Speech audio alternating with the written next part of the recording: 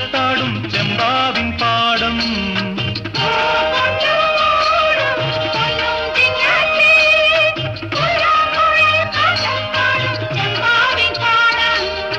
ഇന്നേ കൊയ്യാം നാളെ ചെന്നാൽ അത്തം ചിത്തിര ചോദി